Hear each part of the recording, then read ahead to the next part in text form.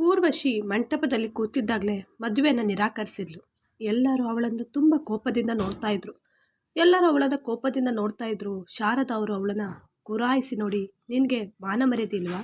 ಎಲ್ಲ ತಯಾರಿಯಾಗಿದೆ, ಎಲ್ಲರೂ ಸಂಬಂಧಿಕರು ಬಂದಿದ್ದಾರೆ, ಈಗ ಮದುವೆಯನ್ನು ನಿರಾಕರಿಸ್ತಾ ಇದೆಯಾ? ನೀನು ಹುಚ್ಚಿ ಹಾಕಿ ಹೋಗಿದ್ಯಾ? ಆದರೂ ಊರ್ವಶಿ ತಲೆ ತಗ್ಗಿಸಲು ತಯಾರಾಗಿರಲಿಲ್ಲ. ಅವಳ ಮುಖದಲ್ಲಿ ದುಃಖ, ಕೋಪ ಮಿಶ್ರಿತವಾಗಿತ್ತು. ಅವಳು ನೇರವಾಗಿ ಅವಳ ಅಮ್ಮನ ಮುಖ ನೋಡಿಕೊಂಡು ಹೇಳಿದ್ಲು, ನಾನು ಯಾಕೆ ಮದುವೆ ಮಾಡ್ಕೊಳ್ಳಿ? ಅವನಿಗೆ ಕಣ್ಣೇ ಕಾಡಿಸ್ತವನ ಜೊತೆ ನನ್ನ ಹಣೆ ಬರೆದಲ್ಲಿ ಏನು ಕತ್ತಲು ಮುಳುಗೋಗಿದ್ಯಾ? ನೀವು ಅವನ ಜೊತೆ ಕೊಟ್ಟು ಮದುವೆ ಮಾಡಿಸ್ತಾ ಇದ್ದೀರಲ್ಲ? ಇದನ್ನು ಕೇಳಿದ್ದ ಶಾರದ ಕೆಂಡಾಮಂಡಲವಾದಳು. ಇದೇ ಕೋಪದಲ್ಲಿ ಊರ್ವಿಗೆ ಒಂದು ಕೆನ್ನೆಗೆ ಹೊಡೆದ್ರು. ಊರ್ವಶಿ ಸ್ವಲ್ಪ ಹೊತ್ತು ಮೌನವಾಗಿ ನಿಂತಿದ್ಲು. ಕಣ್ಣಿನಲ್ಲಿ ಅಳು ನಿಲ್ಲಲಿಲ್ಲ, ಆದರೂ ಕೋಪ ಕಮ್ಮಿ ಆಗಿರಲಿಲ್ಲ. ಎಚ್ಚರಿಕೆ, ಶಶಾಂಕ್ನ ಕರುಡ ಅನ್ನೋ ಶಬ್ದ ಉಪಯೋಗಿಸೋಕ್ಕೆ ನಾನು ಮರೆತು ಬಿಡ್ತೀನಿ ನೀನು ನನ್ನ ಮಗಳು ಅಂತ ಶಾರದ ಇದನ್ನು ತುಂಬ ಕೋಪದಿಂದ ಹೇಳಿದ್ಲು. ಎಲ್ಲರೂ ಇದನ್ನು ತುಂಬ ಆಶ್ಚರ್ಯದಿಂದ ನೋಡ್ತಾ ಇದ್ರು. ಎಲ್ಲರೂ ಅಂದ್ಕೊಂಡ್ರು ಮನೆಯ ಮಾನ ಮರ್ಯಾದೆ ತೆಗ್ತಿದ್ದಾಳೆ ಅಂತ. ಆದರೆ ಒಂದು ಕಡೆ ಯೋಚನೆ ಮಾಡಿದ್ರೆ ಇದರಲ್ಲಿ ಅವಳದ್ದು ಏನೂ ತಪ್ಪಿರಲಿಲ್ಲ. ಯಾಕೆಂದರೆ ಅವಳಿಂದ ಈ ಮಾತನ್ನು ಬಚ್ಚಿಟ್ಟಿದ್ರು. ಅವಳು ಆಗೋ ಗಂಡ ಕುರುಡ ಅನ್ನೋ ಮಾತು ಅವಳಿಗೆ ಈ ರಹಸ್ಯ ಮಂಟಪದಲ್ಲಿ ಗೊತ್ತಾಗಿತ್ತು. ಊರ್ವಶಿ ತುಂಬ ಸುಂದರ ಸುಶೀಲ ಹುಡುಗಿಯಾಗಿದ್ಲು. ಅವಳು ಹೊರಗಡೆಯಿಂದ ಓದಿ ಬಂದಿದ್ಲು. ಅವಳು ಮನೆಗೆ ಬಂದ ತಕ್ಷಣವೇ ಅವಳ ಮದುವೆ ಸಂಬಂಧ ಶಶಾಂಕ್ ಜೊತೆ ನಿಶ್ಚಯ ಮಾಡಲಾಯಿತು. ಅವಳಿಗೆ ಬರೀ ಫೋಟೋ ಕೂಡ ತೋರಿಸಿದ್ರು ಅಷ್ಟೇ. ಅವಳು ಫೋಟೋ ನೋಡಿ ಒಪ್ಪಿಗೆ ಕೊಟ್ಟಿದ್ಲು. ಇದು ಒಂದು ಅರೇಂಜ್ ಮ್ಯಾರೇಜ್ ಆಗಿತ್ತು. ಅವಳು ಶಶಾಂಕ್ನ ಯಾವತ್ತೂ ಮೀಟ್ ಕೂಡ ಮಾಡಿರಲಿಲ್ಲ. ಆದರೆ ಮದುವೆ ದಿನ ಪ್ರೀತಿ ಅವರಿಗೆ ಈ ವಿಷಯನ ಹೇಳಿದ್ಲು. ನಿನ್ನ ಮನೆಯವರು ಈ ವಿಷಯನ ಮುಚ್ಚಿಟ್ಟಿದ್ದಾರೆ. ಪ್ರೀತಿಗೆ ಶಶಾಂಕ್ ಮೇಲೆ ದ್ವೇಷ ಇತ್ತು. ಹಾಗೆ ಅವಳು ಈ ಸಮಯವನ್ನು ಉಪಯೋಗಿಸಿಕೊಂಡು ಸೇಡಿ ತೀರಿಸ್ಕೊಡೋಕ್ಕೆ. ಊರ್ವಶಿಗಂತೂ ತಲೆ ತಿರುಗಿದಂತಾಯಿತು. ಅವಳು ಅಂದುಕೊಂಡ್ಲು, ನನಗೆ ಎಲ್ಲರೂ ಸೇರಿ ಮೋಸ ಮಾಡ್ತಾ ಇದ್ದಾರೆ ಅಂತ. ಹಾಗೆ ಅವಳು ಮದುವೆನ ನಿರಾಕರಿಸಿದ್ಲು. ಈ ವಿಷಯ ಶಶಾಂಕ್ಗೆ ಗೊತ್ತಾಗಿದ್ದು ಅವನು ತುಂಬ ದಂಗೆ ಹೊಟ್ಟಾಗಿದ್ದ. ಅಂಕಲ್, ನೀವ್ಯಾಕೆ ಊರ್ವಶಿಗೆ ಹೇಳಿಲ್ಲ ನನ್ನ ಸತ್ಯವನ್ನು? ಶಶಾಂಕ್ ಅಂಕಲ್ನ ಫ್ರೆಂಡ್ನ ಮಗನಾಗಿದ್ದ. ಅವ್ರು ಹೇಳಿದ್ರು, ನಾವು ಅಂದ್ಕೊಂಡ್ವಿ ಮದುವೆ ಆದಮೇಲೆ ಎಲ್ಲ ಸರಿ ಹೋಗುತ್ತೆ ಅಂದ್ಕೊಂಡೆ ಅಂತ ಹೇಳಿದ್ರು. ಅಷ್ಟರಲ್ಲಿ ಶಾರದ ಬಂದು, ಊರ್ವಶಿ ಈ ಮದುವೆ ಮಾಡಿಕೊಳ್ಳಲು ಸಿದ್ಧಳಾಗಿದ್ದಾಳೆ, ನೀನು ಮದುವೆ ಮಾಡ್ಕೋತೀಯಾ ಅಂತ ಕೇಳಿದ್ರು. ಅವನು ಒಂದು ಸಲ ಅಪ್ಪನ ಮುಖ ನೋಡಿ ಮತ್ತೆ ಒಪ್ಪಿಕೊಂಡ. ಅವನ ಮನಸ್ಸಿನಲ್ಲಿ ತುಂಬ ದುಃಖ ಇದ್ರೂ ಮುಖದಲ್ಲಿ ನಗು ತಂದ. ಊರ್ವಶಿಗೂ ಬೇರೆ ದಾರಿ ಇರಲಿಲ್ಲ ಈ ಮದುವೆಗೆ ಒಪ್ಪಿಕೊಳ್ಳೋಕೆ. ಊರ್ವಶಿ ತಾಯಿ, ನೀನು ಈ ಮದುವೆ ಮಾಡ್ಕೊಳ್ಳಿಲ್ಲ ಅಂದರೆ ನಾನು ನಿನ್ನ ಮುಂದೆ ಸಾಯ್ತೀನಿ ಅಂತ ಹೇಳಿದರು. ಅದಕ್ಕೆ ಒಪ್ಕೊಂಡು ಮದುವೆ ಮಾಡಿಕೊಂಡ್ಳು. ಆದರೆ ಇದನ್ನೆಲ್ಲ ನೋಡಿ ಪ್ರೀತಿಗೆ ತುಂಬ ಹಸುವೆ ಆಯಿತು, ಕೋಪ ಬಂತು. ಅವಳ ಪ್ಲ್ಯಾನ್ ಸಕ್ಸಸ್ ಆಗಲಿಲ್ಲ ಅಂತ ಉರಿಬಿದ್ಲು. ಹಾಗೆ ಮದುವೆ ಕೂಡ ಆಯಿತು. ಮದುವೆಯಾಗಿ ಶಶಾಂಕ್ ಊರ್ವಶಿನ ಒಂದು ಫಾರ್ಮ್ ಹೌಸ್ಗೆ ಕರ್ಕೊಂಡು ಹೋದ. ಊರ್ವಶಿಯಲ್ಲಿ ನೋಡಿ ತುಂಬ ಶಾಕ್ ಆದ್ಲು. ದೊಡ್ಡ ಫಾರ್ಮ್ ಹೌಸ್ ಆಗಿತ್ತು. ಶಶಾಂಕ್ ಕಾರನ್ನು ಇಳಿದು ಸೀದಾ ಒಳಗಡೆ ಹೊಟ್ಟೋದ. ಕೊನೆಗೆ ಊರ್ವಶಿನ ಕರೆತರಲು ಒಂದು ಕೆಲಸದವನ್ನ ಕಳಿಸಿದ. ಊರ್ವಶಿ ಫಾರ್ಮ್ ಹೌಸ್ ಒಳಗಡೆ ನೋಡಿದಾಗ ಬೆಚ್ಚಿ ಬಿದ್ಲು.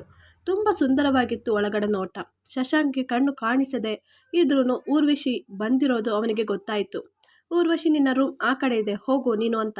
ಆಗ ಊರ್ವಶಿ ಇಷ್ಟ ಇಲ್ಲದೆ ಒಂದು ಮಾತು ಕೇಳಿದ್ಲು, ನಿನ್ನ ರೂಮ್ ಅಂತ.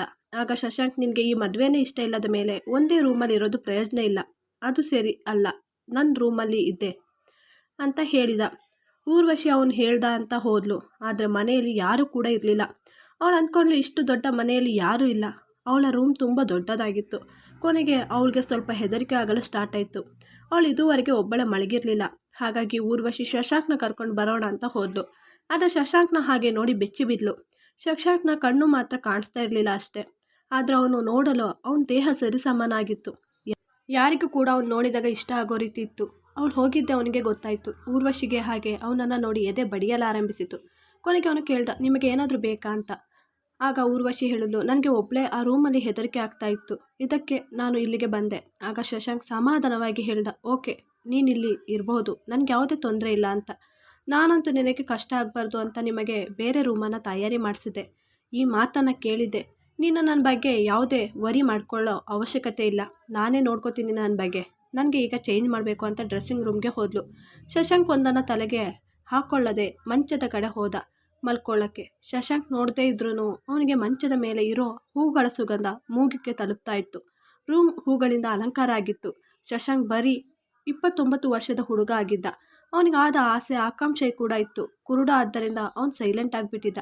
ಅವನ ಜೀವನನ ಸತ್ತು ಹೋದ ಹಾಗೆ ಊರ್ವಶಿ ಅವಳ ಅಪ್ಪ ಅವನನ್ನು ಮಗನಂತೆ ನೋಡ್ತಾ ಇದ್ರು. ಅದಕ್ಕೆ ಸ್ವಂತ ಮಗಳನ್ನು ಕೊಟ್ಟು ಮದುವೆ ಮಾಡಿಸಿದ್ರು. ಆದರೆ ಶಶಾಂಕ್ನ ಒಂದು ಸತ್ಯ ಮಾತ್ರ ಅವರಿಗೆ ಗೊತ್ತಿತ್ತು. ಅದು ಗೊತ್ತಿದ್ದು ಅವನ ಮೇಲೆ ಭರವಸೆ ಮಡಗಿ ಮದುವೆ ಮಾಡಿಸಿದ್ರು. ಮಾರನೇ ದಿನ ರಿಸೆಪ್ಷನ್ ಕೂಡ ಇತ್ತು.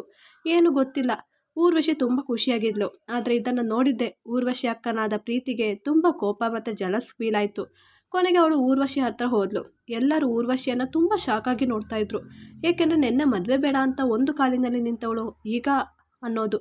ಪ್ರೀತಿ ಹೋಗಿ, ಏನು ಅಮ್ಮವ್ರು ಇಷ್ಟು ಖುಷಿಯಾಗಿದ್ದೀರಿ, ಏನೋ ನಿನ್ನೆ ಎಲ್ಲ ಸರಿ ಹೋದ ಹಾಗಿದೆ, ಹೋಗಲಿ ಮೊದಲು ಇದು ಹೇಳು, ನಿನ್ನ ಗಂಡ ನಿನ್ನ ಮದುವೆ ಡ್ರೆಸ್ನಲ್ಲಿ ನೋಡಿ ಏನು ಉಡುಗೊರೆ ಕೊಟ್ಟ ಅಂತ. ಓಹ್ ಸಾರಿ, ಅವನಿಗೆ ನೋಡಲಾಗಲ್ವಲ್ಲ. ಆಗ ಊರ್ವಶಿಗೆ ತುಂಬ ಕೋಪ, ನೋವು ಎರಡು ಉಂಟಾಯಿತು. ಅವಳು ಹೇಳಿದ್ಲು, ಅಕ್ಕ ಈಗಲಾದರೂ ಸುಮ್ಮನೆ ಇರು, ಈಗ ಅವ್ನು ನನ್ನ ಗಂಡ. ನಿನ್ನೆ ಅವ್ರು ನನ್ನ ಜೊತೆಗೆ ಕಳೆದ ರಾತ್ರಿಲಿ ಅವ್ರಿಗೆ ಕಣ್ಣಿಲ್ಲ ಅಂತ ಗೊತ್ತೇ ಆಗೋದಕ್ಕೆ ಬಿಡಲಿಲ್ಲ ಅಂತ ಹೇಳಿದ್ಲು. ಇದೇ ಹೇಳಿದ್ದೆ ಅವಳಿಗೆ ಮುಖಕ್ಕೆ ಹೊರಡಿದ ಹಾಗೆ ಆಗಿತ್ತು. ಕೋಪ ನೆತ್ತಿಗೆ ಅಲ್ಲಿಂದ ಹೋದ್ಲು. ಆದರೆ ಊರ್ವಶಿ ಈಗ ಬೇಗನೆ ಶಶಾಂಕ್ ಮುಖ ನೋಡಿದ್ಲು, ಎಲ್ಲಾದರೂ ಈ ಮಾತು ಕೇಳಿಸ್ಕೊಂಡ ಅಂತ. ಆದರೆ ಅವನ ಮುಖದಲ್ಲಿ ಏನೇ ಭಾವನೆ ಕೂಡ ಇರಲಿಲ್ಲ. ಕೊನೆಗೆ ರಿಸೆಪ್ಷನ್ ಮುಗಿಸಿ ಊರ್ವಶಿ ಅಪ್ಪ ಮನೇಲಿ ಊಟ ಮಾಡ್ಕೊಂಡು ಹೋಗಿ ಅಂತ ಕರ್ಕೊಂಡು ಹೋದರು. ಆಗ ಹೋಗುವಾಗ ದಾರಿಯಲ್ಲಿ, ನೀವು ನನ್ನ ಮನೆಯಲ್ಲಿ ಬಿಟ್ಟು ಹೋದರೆ ಆಗ್ತಾಯಿತ್ತು, ಅಷ್ಟು ದೊಡ್ಡ ಮನೆಯಲ್ಲಿ ತುಂಬ ಹೆದರಿಕೆ ಆಗುತ್ತೆ ನನಗೆ ಅಂತ ಹೇಳಿದ್ಲು. ಆಗ ಶಶಾಂಕ್, ನೀನು ನನ್ನ ಹೆಂಡತಿ, ನೀನು ನನ್ನ ಜೊತೆ ನನ್ನ ಮನೇಲಿ ಇರಬೇಕು ಅಂತ ಹೇಳ್ದ. ಆಗ ನಿಮ್ಮ ಜೊತೆ ಇರಬೇಕು ಅಂದರೆ ನೀವು ಅಪ್ಪನ ಮನೆಯ ಹತ್ರ ಒಂದು ಮನೆ ಮಾಡ್ಕೋಬೋದಲ್ಲ. ಆಗ ಅದಾಗಲ್ಲ, ಎಲ್ಲ ಗಂಡಂದಿರು ಅವ್ರ ಹೆಂಡತಿ ಮಾತು ಕೇಳ್ತಾರೆ, ನೀವೇನಂತ ಹೇಳಿದ್ಲು. ಆಗ ನಾನು ಕೇಳ್ತೀನಿ, ಆದರೆ ನೀನು ನಿನ್ನ ಗಂಡನಾಗಿ ನನ್ನ ಒಪ್ಕೊಂಡ್ರೆ ಆಗ ಅಂತ ಹೇಳ್ದ. ಅವಳು ಸುಮ್ಮನೆ ಆಗ್ಬಿಟ್ಲು. ಕೊನೆಗೆ ಊಟ ಮಾಡಿ ಮನೆ ಕರ್ಕೊಂಡು ಹೋದ. ಅವಳಿಗೆ ತುಂಬ ಕೋಪ ಬಂದು ಬಳೆಗಳನ್ನು ತೆಗೆದು ಟೇಬಲ್ ಮೇಲೆ ಮಡಗ್ತಾ ಇದ್ಲು. ಅವನು ಕೇರ್ ಮಾಡದೆ ಸೀದಾ ಬಾತ್ರೂಮ್ಗೆ ಹೋದ.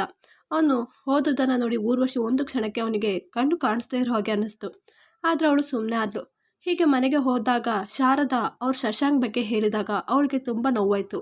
ಅವನೊಂದು ಆಕ್ಸಿಡೆಂಟ್ನಲ್ಲಿ ಸಿಲುಕಿದ್ದ, ಅವನು ಹೇಗೋ ಹೊರಗಡೆ ಬಂದ. ಆದರೆ ಅವನು ಅಪ್ಪ ಅದರ ಒಳಗೆ ಉಳಿದಿದ್ದಾರೆ ಅಂತ ಕಾರಿನ ಗ್ಲಾಸ್ ಹೊಡೆದಾಗ ಅದರ ಚೂರು ಕಣ್ಣಿಗೆ ಹೋಗಿತ್ತು. ಆದ್ದರಿಂದ ಅವನ ಕಣ್ಣು ಹೋಗಿದ್ದು ಅಂತ. ಅವಳು ಮನೆಗೆ ಹೋದಾಗ ಅವನು ಇರಲಿಲ್ಲ. ಅವಳಿಗೆ ಅವನ ಮೇಲೆ ಪ್ರೀತಿ ಸ್ಟಾರ್ಟ್ ಆಗಿತ್ತು. ಅದು ಕೇಳಿ ಕೊನೆಗೆ ಅವನು ಅಲಂಕಾರ ಮಾಡ್ಕೊಂಡು ಅವನನ್ನು ಕಾಯ್ತಾ ಇದ್ಲು. ಆದರೆ ಅವನು ಬರಲೇ ಇಲ್ಲ. ಕೊನೆಗೆ ಅದೇ ಸ್ಥಿತಿಯಲ್ಲಿ ಮಲ್ಕೊಬಿಟ್ಲು. ಶಶಾಂಕ್ ಬಂದಿದ್ದೆ ಅವಳನ್ನು ನೋಡಿ ಶಾಕ್ ಆದ. ಹೋಗಿ ಅವಳ ಹತ್ರ, ಆಗ ಅವಳು ಸಡನ್ನಾಗಿ ಎದ್ದು ದೂರ ಮಾಡಿದ್ಲು. ಆಗ ದೂರ ಮಾಡೋದಕ್ಕೆ ಹೀಗೆ ರೆಡಿಯಾಗಿರೋದ, ಅವಳು ಒಂದು ಕ್ಷಣಕ್ಕೆ ಸ್ತಬ್ಧವಾಗಿ ನಿಂತಿದ್ಲು. ಅವನಿಗೆ ಕಣ್ಣು ಕಾಣಿಸಲ್ಲ. ಹಾಗಿದ್ಮೇಲೆ ನಾನು ರೆಡಿಯಾಗಿರೋದು ಹೇಗೆ ಗೊತ್ತಾಯಿತು ಅನ್ನೋದು. ಕೊನೆಗೆ ಅವನು, ನಿಮಗೆ ಹೀಗೆ ಗೊತ್ತಾಯಿತು ನಾನು ರೆಡಿಯಾಗಿರೋದು, ನಿಜವಾಗ್ಲೂ ಹೇಳಿ ನಿಮಗೆ ಕಣ್ಣು ಕಾಣಿಸ್ತಾ ಇಲ್ವಾ ಅಂತ. ಆಗ ಹಾಂ, ನನಗೆ ಕಣ್ಣು ಕಾಣಿಸುತ್ತೆ, ಆದರೆ ಈ ವಿಷಯ ನನಗೂ ನಿಮ್ಮ ಅಪ್ಪನಿಗೆ ಮಾತ್ರ ಗೊತ್ತಿರೋದು, ಈಗ ನಿನಗೆ. ಆಗ ಅವಳಿಗೆ ತುಂಬ ಕೋಪ, ಯು ಆರ್ ಚೀಟರ್, ನೀವು ಯಾಕೆ ಸುಳ್ಳು ಹೇಳಿದ್ರಿ, ನನ್ನ ಫೀಲಿಂಗ್ ಜೊತೆ ಆಟ ಆಡಿದ್ರಿ ಅಂತ ಅವನ ಎದೆಗೆ ಹೊಡೆಯಲು ಪ್ರಾರಂಭಿಸಿದ್ಲು. ಕೊನೆಗೆ ಅವನು ಅವಳನ್ನು ಅಪ್ಪಿಕೊಂಡ. ಸಮಾಧಾನವಾಗಿ ಅವನ ವಿಷಯ ಹೇಳ್ದ, ನೋಡು, ನಾನು ನನ್ನ ಅಮ್ಮ ನನ್ನ ಅಪ್ಪನನ್ನು ಈ ಸ್ಥಿತಿಗೆ ತಂದವ್ರನ್ನ ಅದೇ ಸ್ಥಿತಿಯಲ್ಲಿ ನೋಡಬೇಕು ಅಂತ ಮಾಡಿದ್ದು. ನನ್ನ ಅಮ್ಮನನ್ನು ಅವ್ರ ಸ್ವಂತ ಅಣ್ಣಂದಿರೇ ಕೊಂದಿದ್ದು, ಅದು ಆಸ್ತಿಗೋಸ್ಕರ ಹೀಗೆ ಪ್ಲ್ಯಾನ್ ಮಾಡಿ. ಅದಕ್ಕೆ ನಾನು ಅದೇ ರೀತಿ ಸೇಡು ತೀರಿಸ್ಕೋಬೇಕು ಅಂತ. ನೋಡು, ಇವತ್ತು ಆ ಸೇಡು ಮುಗೀತು, ಅವರಿಗೆ ಅದೇ ಸ್ಥಿತಿ ಕೊಟ್ಟಾದಾಯಿತು. ಇನ್ನು ನಿನ್ನ ಹತ್ರ ಇದನ್ನೆಲ್ಲ ಮುಚ್ಚಿಡೋ ಅವಶ್ಯಕತೆ ಕೂಡ ಇರಲಿಲ್ಲ. ನಿಜ ಹೇಳಿದೆ. ಹಾಗೆ ಅವತ್ತು ಕಳೀತು. ಆದರೆ ಒಂದು ದಿನ ಊರ್ವಶಿ ಈ ಖುಷಿಯನ್ನು ನೋಡೋಕ್ಕಾಗದೆ, ಪ್ರೀತಿ ನನಗೆ ಸಿಕ್ಕಬೇಕಾದ ಖುಷಿ ಈಗ ಅವಳಿಗೆ ಸಿಕ್ಕಿದೆ ಅನ್ನೋದಿತ್ತು. ಈ ಕಣ್ಣು ಕಾಣೋ ವಿಷಯ ಗೊತ್ತಾಗಿ ಅವಳು ಮೊದಲು ಅವಳ ಅಮ್ಮನ ಹತ್ರ ಮಾತಾಡಿ ನೋಡಿದ್ಲು. ಅಮ್ಮ, ನಾನು ದೊಡ್ಡ ತಪ್ಪು ಮಾಡಿಬಿಟ್ಟೆ ಅಮ್ಮ, ನನಗೆ ಶಶಾಂಕ್ ಬೇಕು ಅಮ್ಮ ಅಂತ ಹೇಳಿದ್ಲು. ಆಗ ಶಾರದಾ ಒಂದು ಕೆನ್ನೆಗೆ ಹೊಡೆದು, ನೀನೇ ಅಲ್ವಾ ಮೊದಲು ಅವನನ್ನು ಪ್ರೀತಿ ಮಾಡೋ ಹಾಗೆ ಮಾಡಿ, ಕೊನೆಗೆ ಏನೋ ಯೋಚನೆ ಮಾಡಿ ಅವನಿಗೆ ಕಣ್ಣು ಕಾಣಿಸಲ್ಲ ಅಂತ ಅವನನ್ನು ಬಿಟ್ಟು ಅವನನ್ನು ಅಸಹ್ಯ ಮಾಡಿ ಬೇರೆ ಹುಡುಗನ ಜೊತೆ ಪ್ರೀತಿ ಮಾಡಿದೆ. ಆದರೆ ಅವನು ಯಾವಾಗ ನಿನಗೆ ದ್ರೋಹ ಮಾಡಿ ಬೇರೆ ಮದುವೆ ಮಾಡ್ಕೊಂಡೋ ಅದರಲ್ಲೂ ಅವನ ಕಣ್ಣು ಸರಿಯಾಗಿದೆ. ನಿನ್ನ ತಂಗಿ ಖುಷಿಯಾಗಿದ್ದಾಳೆ ಅಂತ ಅಸೂಯೆ ಆಗಿ ಈಗ ಅವನು ಬೇಕು ಅಂತ ಅಂತಿದ್ಯಾ. ನೋಡು ಪ್ರೀತಿ, ನೀನೀಗ ಬೇರೆ ಮದುವೆ ಮಾಡಿಕೊಂಡು ನಿನ್ನ ಜೀವನ ನೋಡ್ಕೊಳ್ಳೋ ತಯಾರಿ ಮಾಡು ಅಂತ ಹೇಳಿ ಹೋದರು. ಆದರೆ ಅಷ್ಟಕ್ಕೆ ಸುಮ್ಮನೆ ಆಗದೆ ಪ್ರೀತಿ ಶಶಾಂಕ್ ಜೊತೆ ಇದ್ದ ಹಳೆ ಫೋಟೋನ ಸ್ವಲ್ಪ ಎಡಿಟ್ ಮಾಡಿಸಿ ಅವನನ್ನು ಮಿಸ್ಯೂಸ್ ಮಾಡ್ಕೊಂಡಿದ್ದ ಅಂತ ಮನೆಯವ್ರನ್ನೆಲ್ಲ ಸೇರಿಸಿ ಆ ಫೋಟೋ ತೋರಿಸಿ ಹಂಗಾಮ ಮಾಡಿದ್ಲು.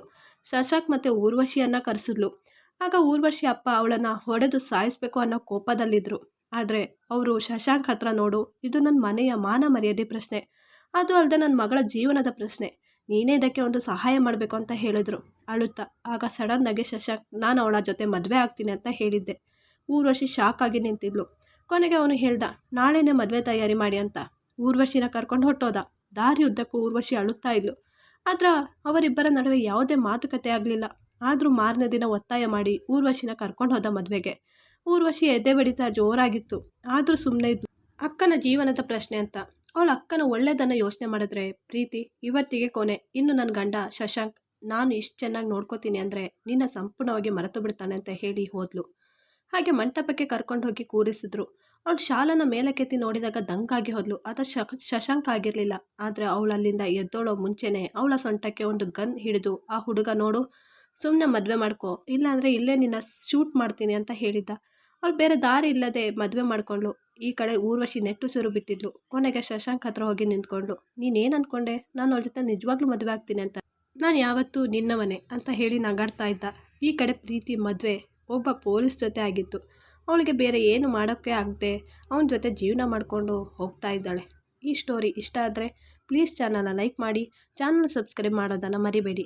Thanks for watching.